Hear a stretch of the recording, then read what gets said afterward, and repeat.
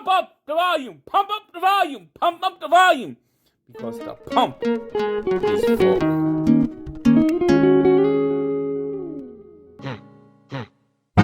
Just waking up in the morning, gotta thank God. I don't know, but today Welcome to seems the kind of Pump odd. is Full podcast. We are coming back at you today. The NFL schedule is being released, so we'll get into that. And we're also going to recap just a couple moments from the NFL draft, just a few things that stood out. I think I just kind of want to jump down to pick 17. I think CeeDee Lamb to the Cowboys is just a perfect move, especially considering a lot of people ranked him as the best receiver, and he somehow is the third one off the board. What are your thoughts on this, Hud? Yeah, I saw something I heard somewhere that like Dallas said like going into the first round they really had no idea or like reason to go for a receiver. Like that's not who they were targeting. But when CeeDee Lamb dropped to them, they were like, we have to take him. Like this guy's probably gonna be like a Pro Bowl wide receiver.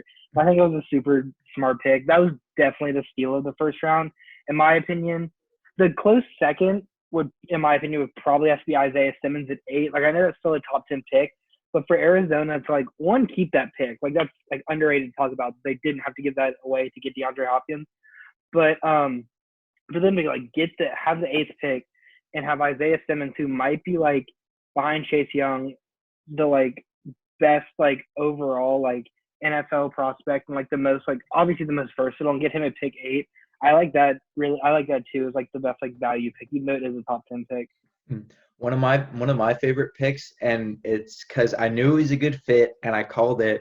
And this is one that was a way more difficult to call than anything else. Vince called it. It's Clyde Edwards-Helaire to Kansas City at 32. He just like fit the system. Granted, they probably could have gone for more like positional needs, maybe somewhere on the defense because they already have such a good offense. But it just he's gonna work in their system. It's just a good pick all around, and yeah. I'm glad Andy was listening to me. That just proves he's a listener. The rich keeps getting richer.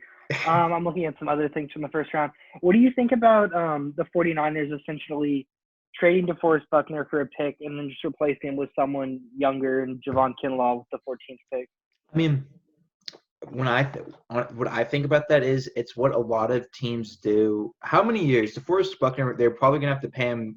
I don't know if it was this year. His big contract was coming up. It's what every team seems to be doing now is if they just don't want to pay a player, they'll draft or trade him and then just draft someone to replace them just younger. Like people do that with receivers all the time because you can get receivers all the time. I was a little surprised they took Kinlaw. Like it makes sense, obviously fill that hole, like keep the D-line, like that's what made them successful. Because there was so much talk that like Kyle Shanahan really wanted to get like his hands on like one of like the top receivers. And they did end up drafting a receiver in the Ayuk from Arizona State, and like they're really high on him. So that may have been like their guy overall. But I was surprised that they didn't try to take. I mean, they had the chance to take Judy and CeeDee Lamb, which I was really surprised they didn't take one of those. But I guess I don't know. It will probably work out for them because they're just a well-run franchise. One we basically kind of predicted just because like he ended up going there is Justin Jefferson to the Vikings. Now, Another like one of our picks. We said T. Higgins, but like I remember saying if the Eagles didn't pick a receiver, which I thought they were getting Jefferson, then he would drop to Minnesota. And that's like what we were saying.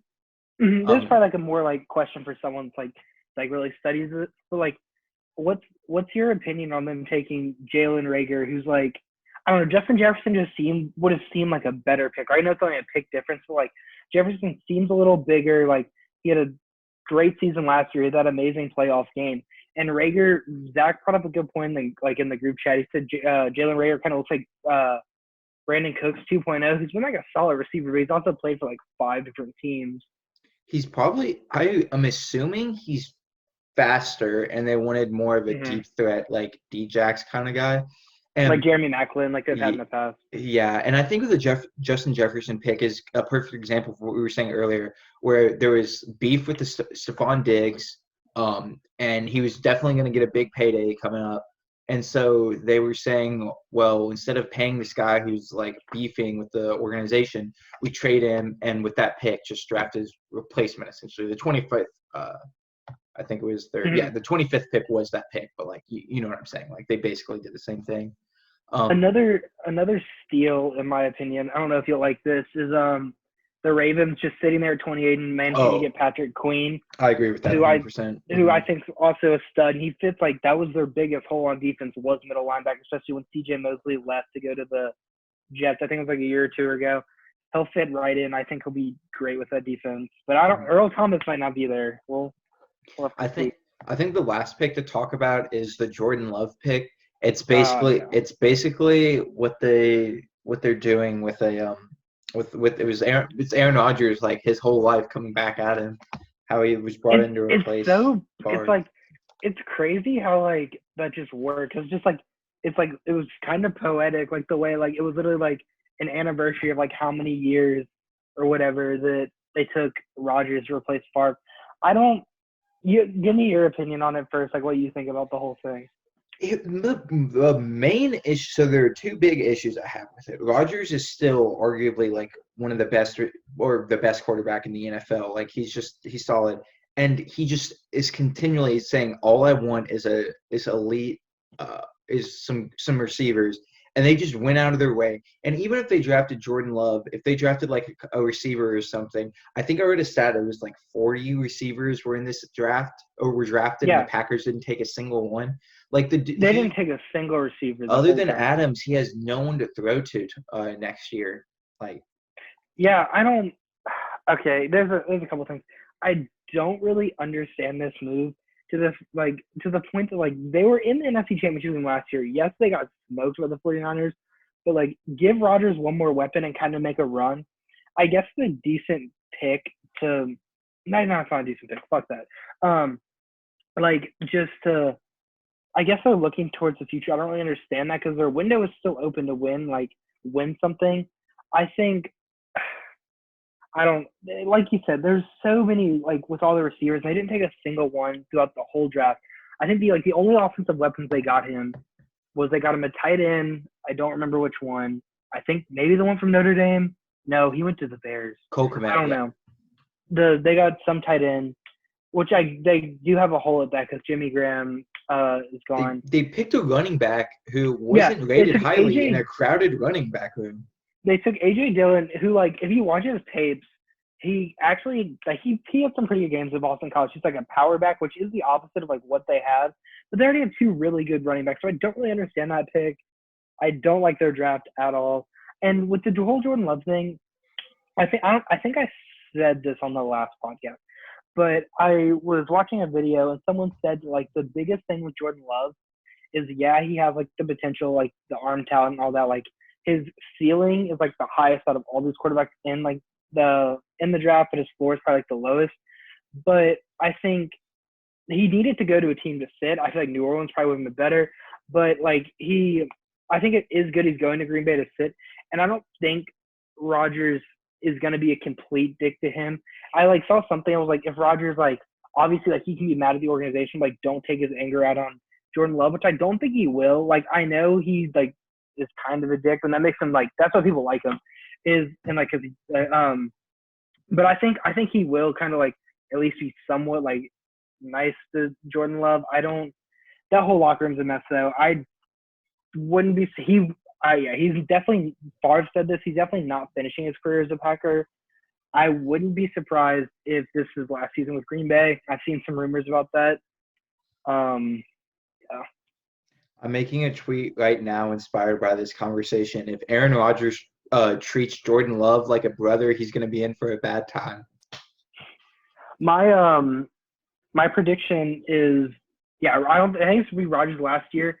My prediction is Rodgers could be going to the Raiders after this, like this next where he gets moved to next. I will tell you what, Mayock and Gruden will do everything in their power. If Rodgers was interested in going to Vegas, they will give him like keys to the city to get him there. The hype around that, like they would sell so many tickets.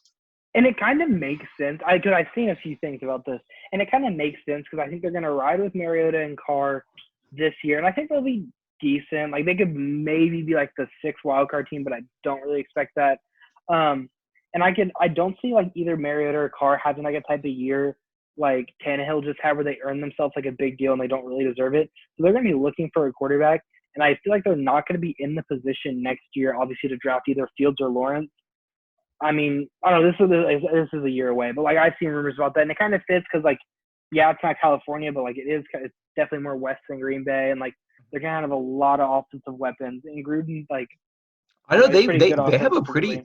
pretty stacked receiver core. Who they got? They got I really like Ruggs yeah, now, Jacobs. They have Darren Aguilar. Waller. Yeah, like they can literally just they have a really solid offense right now. I think Josh And Lynn, Jacobs gonna and pop our off. boy Yeah. Lynn Bowden. Shout out Lynn. I really like that. I like that pick just for the fact that like ideally I would have liked him to go to like I don't know. I feel like it's a great. I feel like it's a great pick just because Gruden's like pretty innovative when it comes to like offense and stuff, and I feel like he'll use Bowden in like a good way. And he definitely is like the. I wish he had a. So I wish he would have gone to like Pittsburgh or the 49ers because I really think like the offense there could have really done something super special with him. But I will say Gruden is definitely going to do everything in his power to get Lynn on the field. I think I sent this, but did you see the video of like when he was talking to Lynn on the phone after he drafted him? No, what was it? It was really hype. It was like Gruden was on the phone with Lynn, and he's like, "What's up, man?" He's like, "I really wanted to coach you. You're like one of the main guys." He's like, "Right after I talked to you at the combine, I told Mayock like I got to get my hands on that guy. I just need to coach him." So I feel like he's gonna use him in like a number of different ways. I'm very excited. I remember there was some tweeters like Waller and Ruggs on the outside, Renfro in the slot, Jacobs in the backfield, Lynn Bowden in the Wildcat, and Derek Carr somewhere on the bench. Yeah, it was Derek Carr and Marcus Mariota watching from the sideline. Yeah, I love that. I think Carr. I don't know why we're on a Raiders tangent, but I think Carr. This is a side note. I think Carr will go into their camp as like the starter. I want Mariota. I hope like a change of scenery helps him because with like his speed and what he brings like to the offense, just being able to like run. If he has like kind of a bounce back here in Oakland, that offense could be super fun to watch. Mm-hmm. Okay, so we'll try and get off this tangent, this Raiders tangent. Shout out Vegas. And we'll move on to I like Jonathan Taylor to the Colts. I really wanted him. He's my favorite running back. But him and Marlon Mack, especially with their upgraded offensive line and having one of the best guards like in the NFL, I think they're really going to do something special. Mm-hmm. For not having a first-round pick, I really like Michael Pittman and Jonathan Taylor. Pittman's nice because Pittman's a big receiver. He can go get jump balls. People are calling him like a Juju clone right now. Yeah, that's what I've a lot, especially because he went to USC. He'll and I think he'll pair up well with Ty because he's like the opposite of him. And I don't know. I could see like him having like the type of success that like Keenan Allen kind of had because they're kind of the same body type with Phillip Rivers. What do you think about them taking Jacob Eason on like the 5th round? I mean, it was when we used the 5th round. I think it was the 5th. It might have been. I think it might have been 4th. At that point, I think past the first 3 rounds, I think once you get on day 3 of the draft, that's when you start taking your flyers and risks. I don't think Jacob Eason's going to be that good, but considering the quarterback room they had right at the moment with Phillip Rivers, who's not going to be there realistically for more than maybe 2 years, we could be 3 being generous. I think Eason's just a good we'll see what happens. It's a 4th pick. They got some good offensive talent. They've rebuilt the defense. They have a really good core there. So I mean, it's not a bad pick at all. As long and especially in the 4th round, it could be 4th or 5th one it was. It could be worse. I think supposedly why he dropped is there were a lot of like not like off the field like behavior, off the field just kind of like lazy. Like supposedly when he transferred from UGA to UW, he had to sit out a year because he couldn't like play right away. And when coming into like spring practice like last spring, the coaches were super mad because he had a whole year to learn the offense and he didn't learn it. So there's like kind of a lot of questions about like his laziness and stuff. But I feel like, I don't know, Phillip Rivers, and especially because he's not going to be the backup, he'll be like the 3rd string. Being behind Jacoby Brissett and Phillip Rivers, I feel like those are 2 pretty good guys to learn from. But he also has to beat out Swag though too. So that is a stacked quarterback room. That's a tough room. Speaking of quarterbacks dropping in the draft, Jake Fromm, he was talked about as potentially like one of a 1st-round pick, and he fell so far down to Buffalo. It's crazy. If he could have came out after that national championship 2 years ago, his freshman year, he probably would have been a 1st-round pick. But my favorite tweet about him is like it explains him so well. He had so much talent in Georgia. Think of all the good backs and receivers and good O-line, and he looked average with all that talent. Yeah, I think I feel like it's an interesting pick because obviously Allen's their guy, and you being like a big PPF guy, I was listening to something. They don't like Allen grades out a lot worse than he actually performs. Like his grades are terrible, not very good. Like he had the worst accuracy on deep balls last year. I think it was like in the 32%, like somewhere around 32%. So like the grades wise don't show him like as good as like I guess like the wins he produced. Like he got into the playoffs. So and like the coaching staff likes him, like the GM. I don't think there's gonna be like a struggle for power, but I feel like Jake Fromm's a good person to add to that quarterback room because like I don't know, one thing that even like I think Fromm's best attribute is like he loves football, like that's like his passion. He loves just like watch film, and I feel like that could weirdly like rub off on Josh Allen. Like if they became like really good friends, I feel like Jake Fromm's gonna be a solid backup like 10, 15 years in the NFL, and I don't know, I could see it almost like benefiting Josh Allen to have someone like that, like, hey, let's go watch film, and like that kind of rub off on him. So I feel like it was low-key kind of a smart pick. One thing I don't understand about from this draft is why the Bears they ended up cutting one. So they had 9 tight ends on their roster, and then they just went ahead and drafted one. It is the best tight end in the draft, but it still doesn't make sense when there's so many other glaring holes. You could find when they drafted him, they had 11 at the time. They could have had a whole offense or defense just full of tight ends. It just doesn't make sense at all. Some other noticeable picks. I think I liked him too. J.K. Dobbins to the Ravens was just a good pick. Like their running game is going to be insane. I like what obviously they are one of the winners of the draft because they had the first pick. But I like what the Bengals did, obviously getting Joe Burrow, but giving him T. Higgins in the second round. Just adding another receiver to that offense, like him, AJ Green, Boyd, and then if John Ross can ever do something, I feel like that kind of fits well what Joe Burrow did at LSU is just put like 4 or 5 wide receivers out, like let them all run their routes and like him find the best guy, kind of like the type of offense they did at LSU. I feel like that was a solid pick. They drafted someone else too, noticeable in like the second round, I think, but I can't remember who. I liked they got Delpit. Oh no, the Browns got Delpit, didn't they? Yeah, the Browns did. The Browns did. One thing I would kind of like with the Broncos draft is them just they're saying, screw our defense. We know it's kind of degrading. We're going all in on Drew Lock.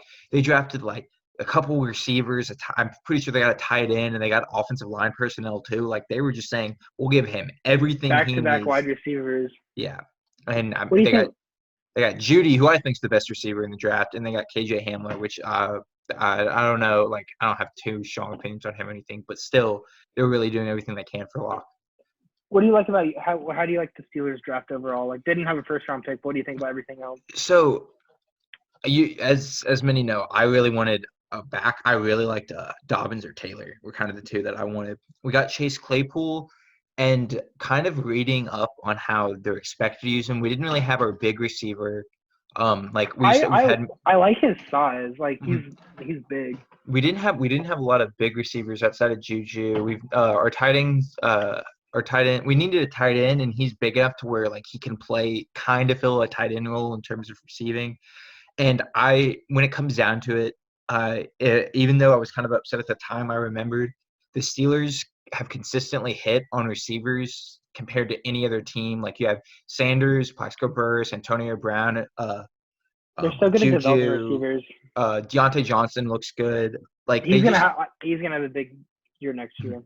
The list goes on and on. They drafted like they've drafted like in the 70s. They were known for all the receivers. Like this organization has just consistently put out big name receivers. Martavis Bryant before he was like with all caught up in all the drug stuff. Like they've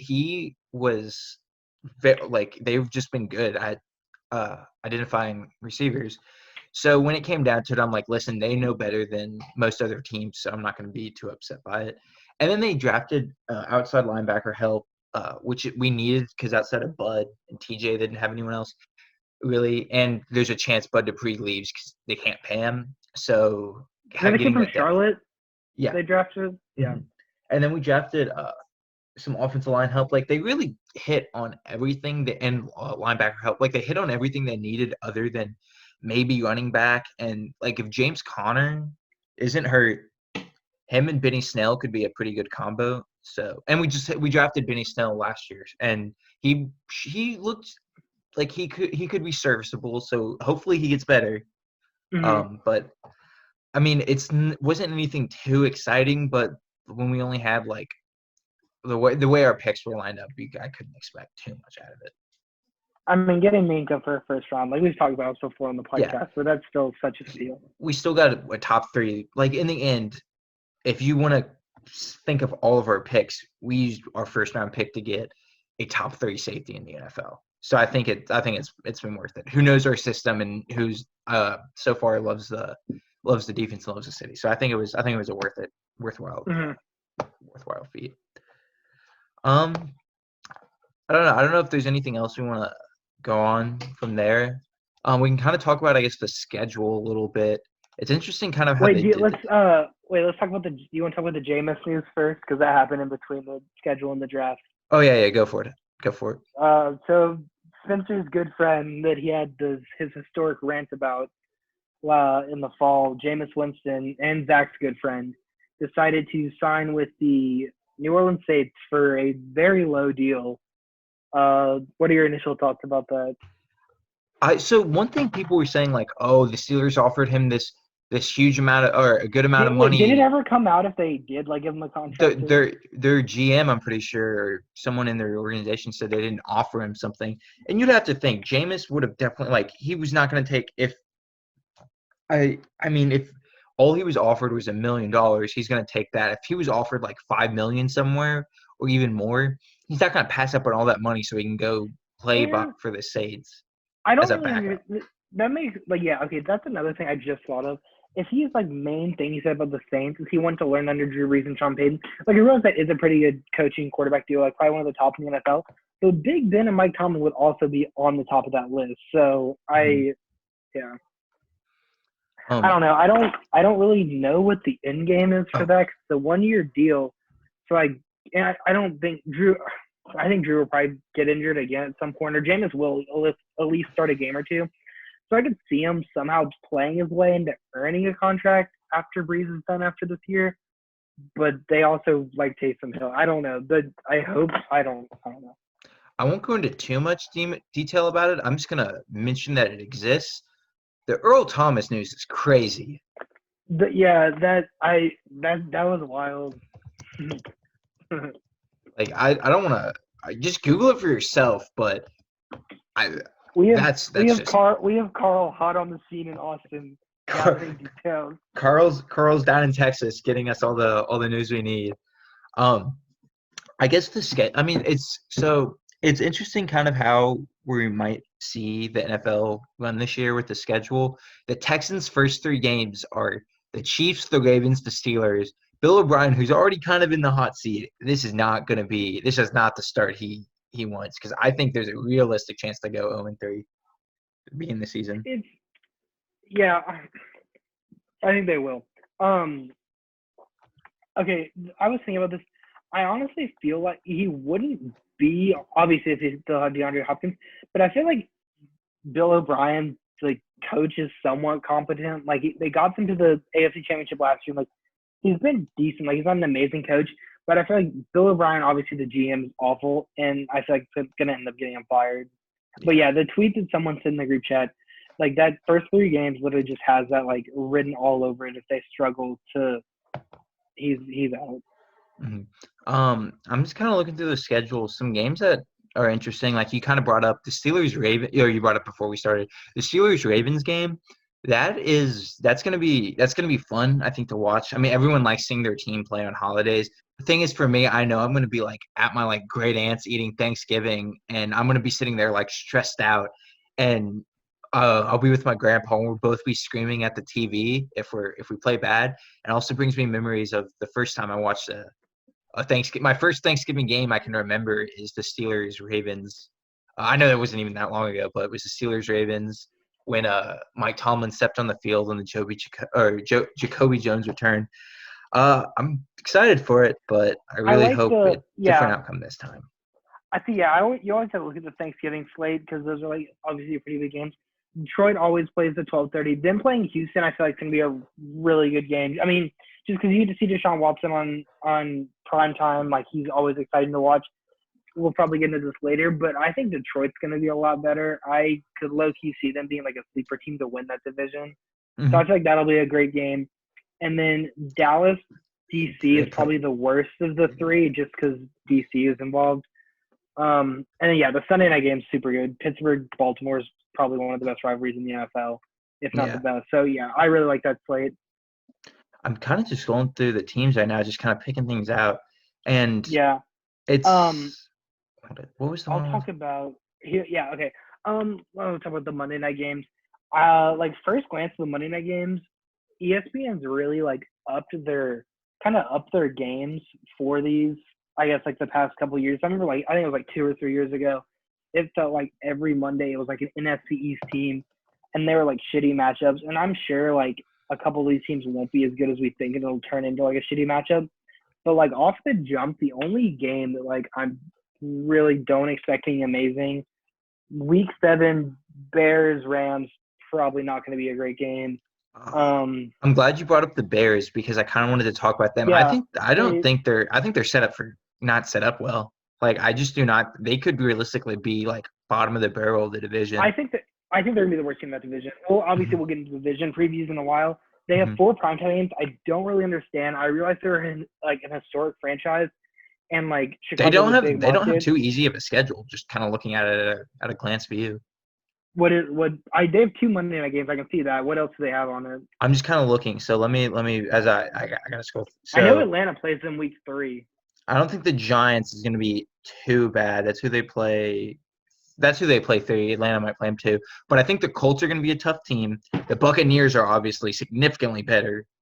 I think Panthers just kind of seeing like their new look. I don't think the Panthers are necessarily going to be like amazing, but they're not going to be like an easy win. But where's the rest? So that's their bye week. Titans are good. Titans are just a strong team. They're going to be able to kind of handle that defense. Vikings, obviously, their division games or their teams in division are very strong. And then just Packers. What else I got? They don't have the full schedule. Oh, Lions are better. They'll probably beat. They'll probably lose to the Texans. Most of their games are honestly just in division that are showing me. Jaguars. But yeah, they're not okay. But maybe not as bad as I said. Maybe not as bad, but they're still not like it's not like an easy schedule and just kind of starting off. Their division is not easy by any means. So yeah, I don't. Oh, they play the whole NFC South. Okay. So they're gonna play the Saints and Falcons too. I see. I don't understand them getting 4 primetime games. Okay, I have a list pulled up right here. 8 teams are scheduled to have 5 primetime games in 2020. All these are pretty valid. Even the Ravens, the Patriots probably not that valid to have 5 primetime games. Bucks, 49ers, Cowboys, Chiefs, Rams. Okay, the Rams again probably shouldn't be on that list either. But what else do I have? Here are the Sunday night games. I was kind of bummed Atlanta didn't have a Sunday night game. It was understandable, especially not having a great year last year. But like Spencer remembers, the Eagles Falcons game was probably like my second favorite game last year to watch. Just Sunday night football is probably like one of my favorite things. This doesn't start out great. You have Dallas and then the Rams. I'm not very high on the Rams. New England, Seattle. What else sticks out here? Who's this for? This is a Sunday night football game. Oh, yeah, gotcha. I think so. One thing I want to talk about real quick. I wanted to segue into this while you look over that. My bad for not bringing it up. Shout out Jay Cutler for handling this well. He froze his ex-wife's assets and told her to get a job. Dude was playing for the Bears for like 10 years. Then he went to Miami. Oh no, he played for the Broncos and the Bears in Miami. Dude played getting his ass kicked. Still one of the most. He was Jameis before being Jameis was cool. Like, people don't remember that. Jay Cutler was the original Jameis, where he literally just said, we just throw the ball downhill, and he was hoping either Brandon Marshall or, God, who's the other receiver they had? Alshon Jeffrey. Yeah, he was just hoping Brandon Marshall, Alshon, or Martellus Bennett, hoping one of them's over there. Like, he was the original Jameis. Shout out Jay Cutler. We'd love to have you on the pod whenever you're ready. We'll help fight your legal battles. Did you see the quote? What his wife said about him being lazy? Yeah, like dude got his ass kicked in the NFL for 12 years. Yeah, exactly. Like, I saw like a tweet. He's so done with life at this point. He just wants to hang out. Yeah, I saw a tweet that was like, it was basically like what you said. It was like, it was like this man got his ass kicked for like 13 years. Just let him chill on the farm, or whatever, something like that. Shout out Jay Cutler though. Okay, here's week 1.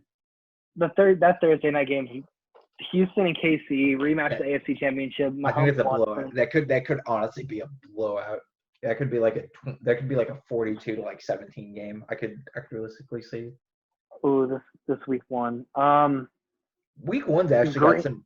This is stacked. You got Green Bay and Minnesota, Seattle, Atlanta, New Orleans, Tampa. Browns Ravens was good just because. Browns Ravens just because it's going to be a good rivalry. 49ers Cardinals.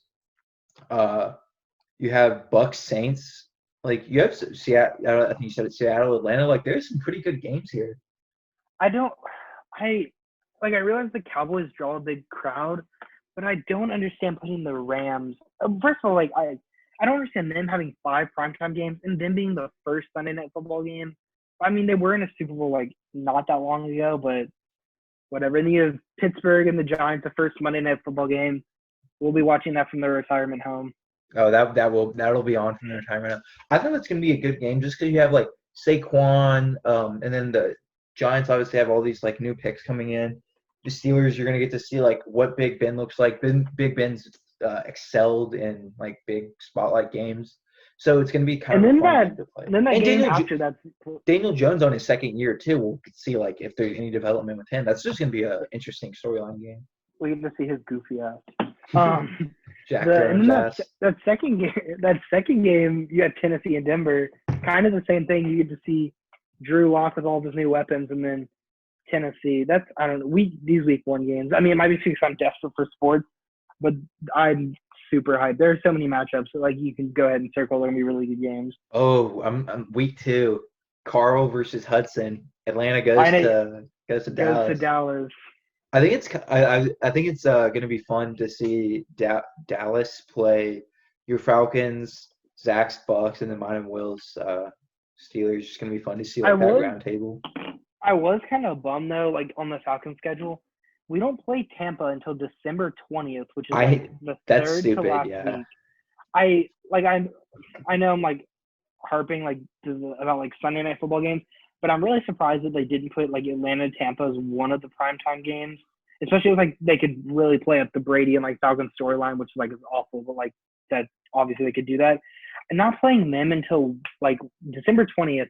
And then it's like a Tampa sandwich. In the middle of that is Mahomes, which is just like the worst thing possible. But I like the Falcons schedule though. I'm not gonna lie. The first 2 games are tough. It's Seattle, and then let me pull. Okay, I gotta pull it up. Seattle, which is always a close game, and then week 2 is Dallas. But then after that, we get Chicago. Green Bay on Monday night, which is kind of a toss-up. And then you get like Carolina, Minnesota, Detroit, Carolina, and then Denver into the bye week, getting ready for New Orleans. So I don't know. I like the Falcons schedule. I think it's going to be really interesting, like to see how much these dates stick to, considering like we don't even know like if sports like are going to be like able to.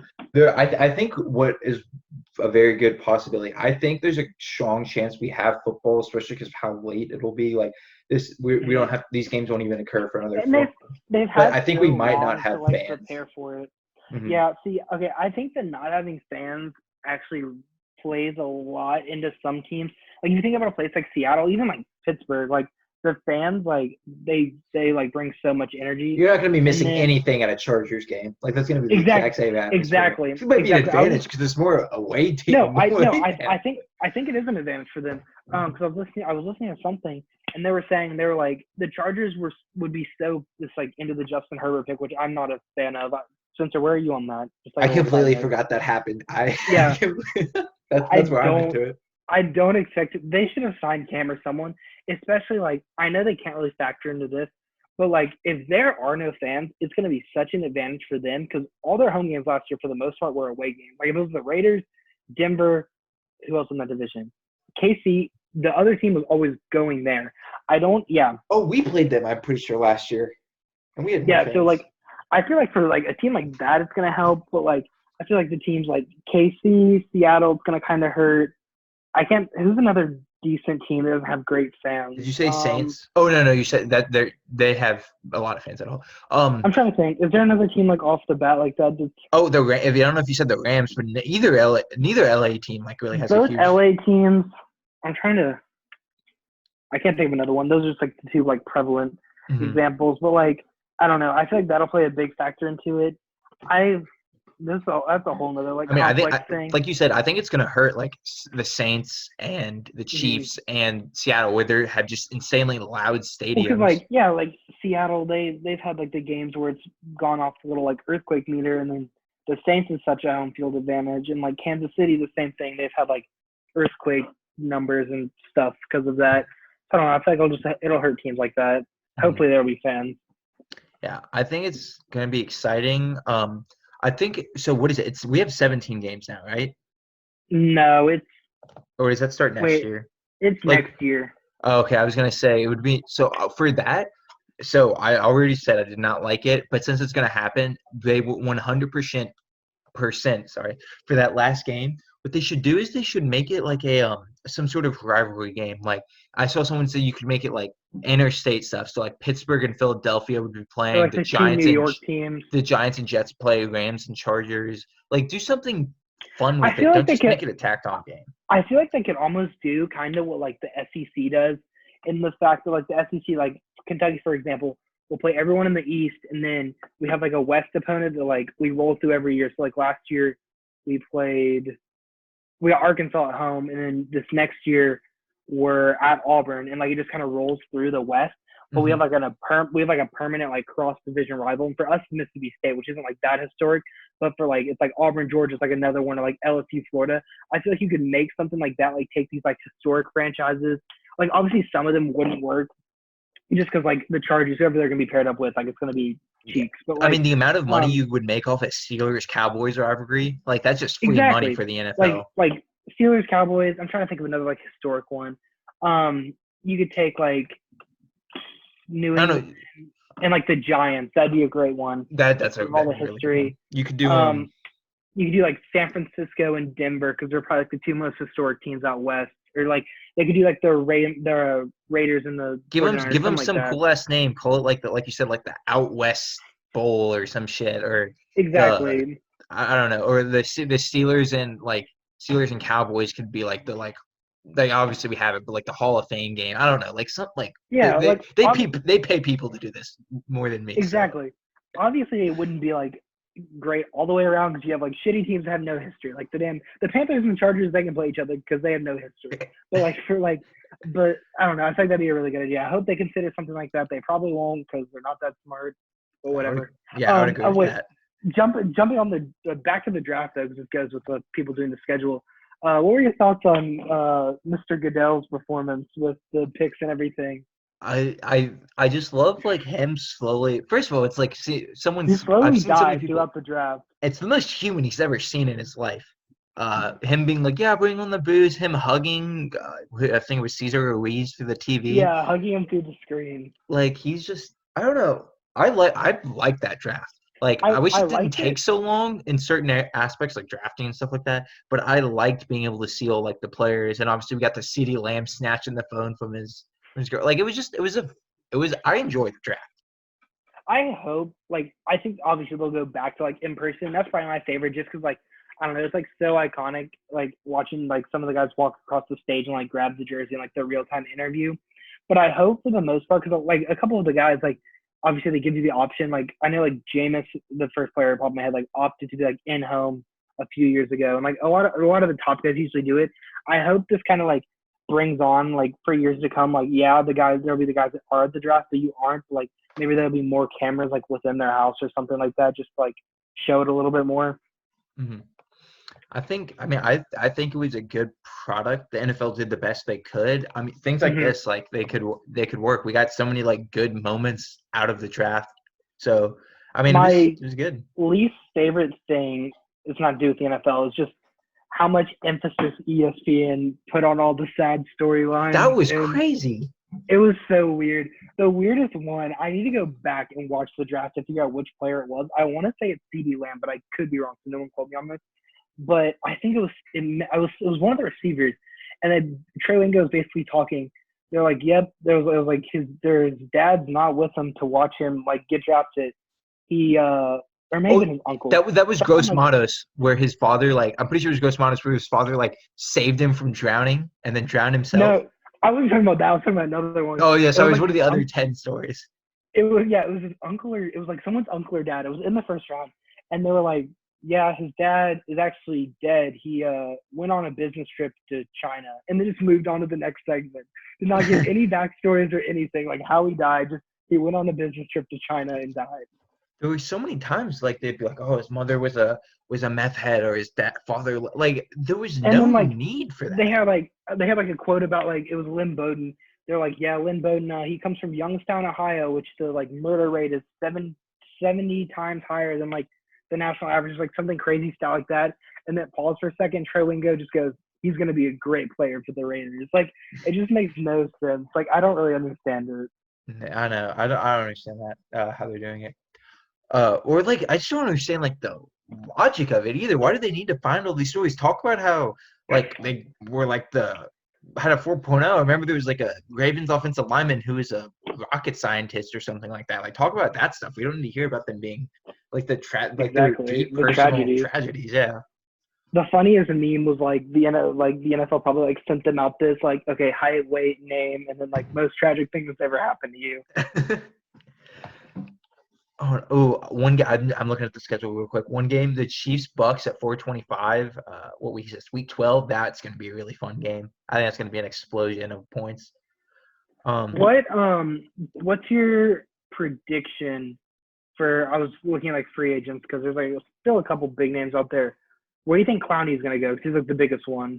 I know, like, like everything's kind of hyped down about him, but he's still, like, I mean, he's a Pro Bowl, like, high-level player. I don't think he goes back to Seattle. I read something today. Seattle was like, "No, we're done with you." Like, they already spent the money they could have spent on him. Yeah, I don't think he goes back to Seattle. Honestly, I have no idea what landing spot. I've heard the Jets, which could be okay because, like, I don't know. I feel like what teams have a lot of money? That's like the thing. I don't know what team. I don't know the cap space anymore after all these like free agency signings. I don't know the cap space. I know at one point the Jets would make sense just because, like, that division's kind of open. I know, like, the Falcons, people talked about him signing him, and we don't have money until, like, Trufant's contract comes off the books in, like, June, but he won't sign with the Falcons. I have my prediction. I have no idea on the cap space implications or if they've ever talked to him. It's the Bills. I don't know. I have no other reasoning other than just I think he'd probably be good at the Bills. There. That's my answer. Final answer. He's the biggest free agent. Everson Griffin's a free agent, probably the second biggest, and then Logan Ryan. So just a couple notable names. Mm-hmm. We have Odell going back to New York. What's that? Week 15, I think. Yeah. God, I hope I can't stand the Browns right now. Although like they did nothing last year. I don't think they've added more players, but they still. Okay. Can we talk about? I said this in the group chat. I don't know where their money keeps coming from because they're going to sign Myles Garrett to a fat deal, and I feel like all they've done for the past like 3 or 4 offseasons is just spend money. Pay people. I don't know I don't know where it's coming from. I don't know if they're like they have so that like Odell is being paid a lot. I'm sure Jarvis is paying a lot. Baker's contract is when did he get drafted? He's a rookie. He's on his rookie deal. And yeah, they'll do the 5th year. Okay, so he's still got a couple of years. But they have they have 2 first rounders or 2 and like they number signed 1 picks. Conklin this year too for offensive at the right tackle spot. They who's the tight end they just got? They have money locked Hooper from Atlanta. Yeah, they got money locked up in him. Think of like their defense, like they're trying to sign Njoku too, like pick up his option. I don't know what good for them if they can make it work. I guess I don't know. What's your thoughts on Pittsburgh not picking up Juju's 5th-year option? He doesn't have. He's a 2nd-round pick. He doesn't have a 5th-round option. Oh, okay. The talk is they're saying they're not going to re-sign him, but I think that's like all the the like old heads in Pittsburgh who don't like Juju because he does things other than football. Because he plays video games. I could right. I could low key see it though, not for like obviously the old head reasons, but just because Pittsburgh's shown in the past they're okay with letting receivers walk if they don't really believe in them. Kind of like you said, like they've done such a good job with like drafting, developing guys. Like they've let Mike Wallace walk. Did Emmanuel Sanders leave in free agency too? They let Mike Wallace walk. I think Emmanuel Sanders left. They didn't want to pay him or something, and they also had they're not afraid to let guys walk. Mm-hmm. I don't want them to let go of Juju, but I mean, if once again they're gonna theoretically, if they let go of Juju, they'll still have James Washington, Chase Claypool, Deontay Johnson. Deontay Johnson's actually like has good development. I think Johnson's gonna pop off this year, and like if Claypool, if the kid from Notre Dame or Washington has like an outplays Juju, I could see them being like, we're not paying you that much to be the third receiver. Like, So with Juju, first of all, he likes Pittsburgh. I don't think there's any ill will towards him. People are like, yeah. So the things people hate on him for it. So there's the fumble in the Saints game and the fumble in the Ravens game, and then he got hurt and didn't have as well production. When he wasn't that a rookie? No, it was It was last year. It was the second season. But here's the thing. So it's the two fumbles. He's also really young though. He's really young. His first two seasons were really good, and then this past season he was hurt and played with Duck and Mason Rudolph for the whole season. Like, and he still did better, or he didn't do like amazing or anything, but he still had put up like 600 yards, I think. Don't quote me on that. It's like probably around there.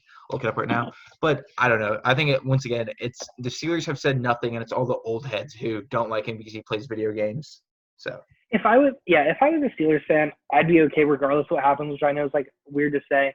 But like if he walks, then like I have enough faith, and I would have enough faith in the organization because they've done this in the past. And if they re-sign him, like he's a really likable player, and he has produced in games. Okay, so he had 552 yards last year, 76-yard touchdown long, 3 touchdowns, 42. Like once again, he didn't have like an amazing season, but didn't he have a concussion last year? He was out for 4 games, and he played with, like I said, he played with Duck and Mason Rudolph. So if you put up his averages, what was his average per game? I don't know, if you take his averages, he might have had maybe 800 yards or something like that. I don't know. I'm trying to do quick math right now. So 40. So maybe he has like 700, 800 yards. Like being generous, being not generous. I don't know. Like you still have an okay season out of him. I don't know. And I like Juju. And worst case scenario, we let him walk and we do what we keep doing and draft receivers. So. I don't know. Yeah. We'll see what happens.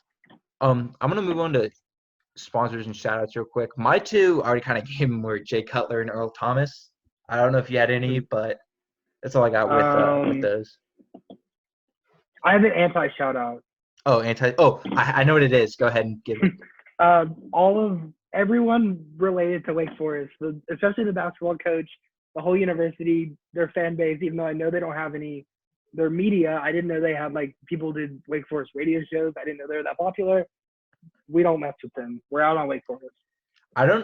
So with that whole thing, so those of you who don't know, what happened is there was a transfer. So there was a player who was going to transfer out of Wake Forest college basketball program.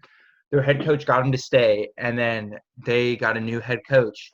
And so he wanted to enter the transfer portal, and that new head coach, who looks like the biggest head ass in the world. He graduated. Okay, I'll take over. They fired Danny Manning, which I don't really know why they did, because he was a decent coach. That's a hard place to coach because you're in a state where the 4th most popular like program just went to the state. Harnan told me that the reason they fired Manning is they were trying to get D-line because he got fired by the Cavs. But then all the Corona stuff happened or whatever. So they fired Danny Manning, and then they hired Steve Forbes, who he was on staff at Wichita State when Kentucky beat them, and he was on staff with Bruce Pearl at Tennessee when Kentucky also beat them multiple times. So he does not like Kentucky.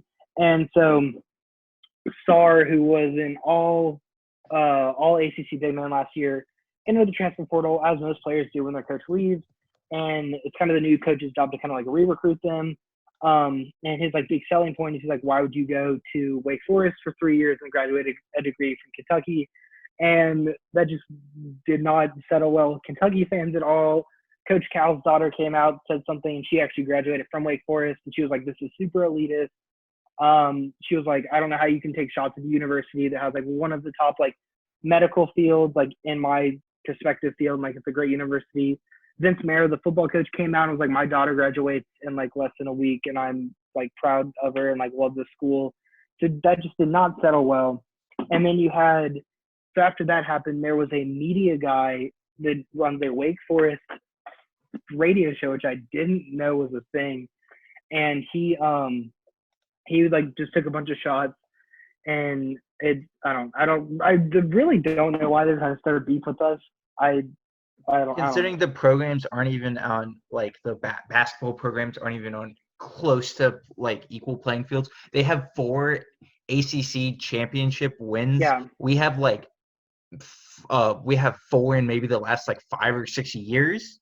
And then the guy's argument, he said, obviously we got the player, by the way. Obviously we got the transfer from Wake Forest because he wants to play for a real program. We're going to win the national championship next year, and Wake Forest is going to be in NIT if they're lucky.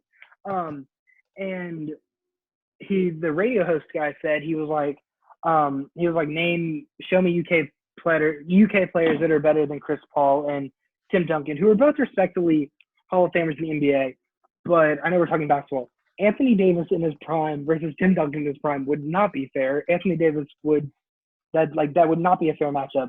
And honestly, yeah, I mean, Chris Paul's a Hall of Fame guard, but Calipari has coached tons of amazing point guards. Think of John Wall, De'Aaron Fox, Exactly, Shai John Gilgeous-Alexander, Devin Booker. Granted, he's a shooting guard. Eric Bledsoe, point guard. There's just 5 right there. Tyler Ulis.